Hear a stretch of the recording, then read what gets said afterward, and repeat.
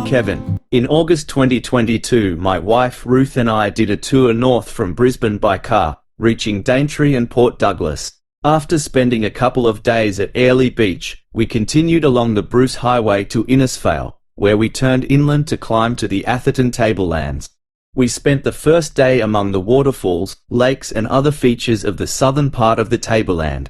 Now, in part 4, we move on through the northern tablelands to Mareeba, then down the range to Daintree and Port Douglas. A few kilometres east of Mareeba, Emerald Creek loses altitude in its passage towards Broken River by a series of falls and rapids known as Emerald Creek Falls. We made this our first stop for the day.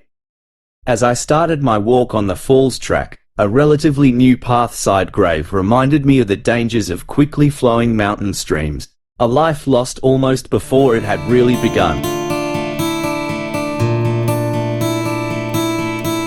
The track is frequently used and of good for an easy walk.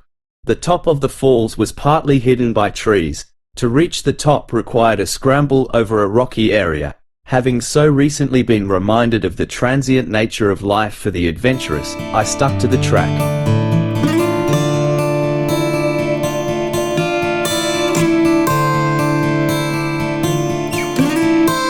Back near the car park, I spent some time enjoying the rippling waters of the creek at the picnic area.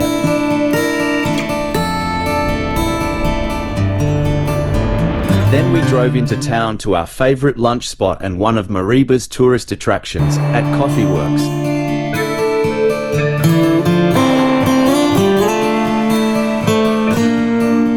Not far north of Mareeba, Quade's Dam provides some excellent roadside birding opportunities. Several species were sighted, but particularly magpie geese.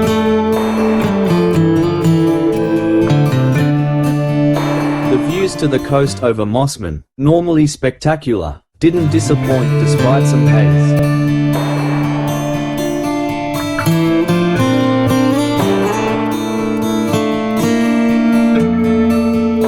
Daintree is always a quiet town, but crocodile tours on the river were quite busy.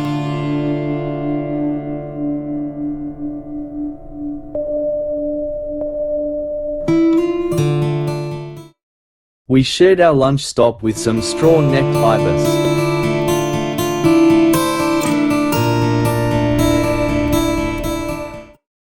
We didn't cross the Daintree ferry this trip, but it was dealing with queues of traffic. Crocodile tours were busy here too.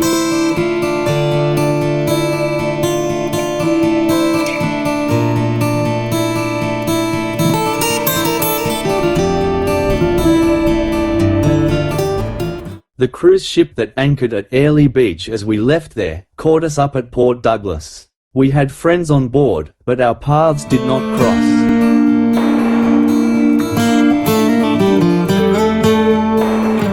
We visited Flagstaff Hill for that view along 4 Mile Beach and of the town.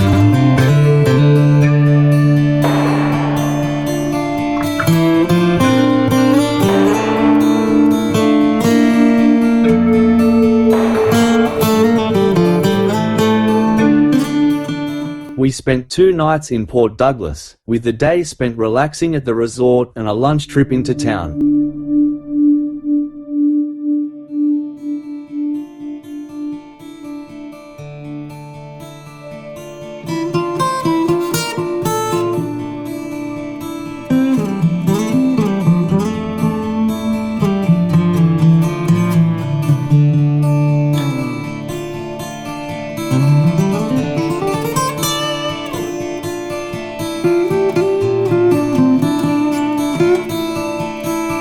As we headed south from Port Douglas, we had no idea that our plans were about to be upset.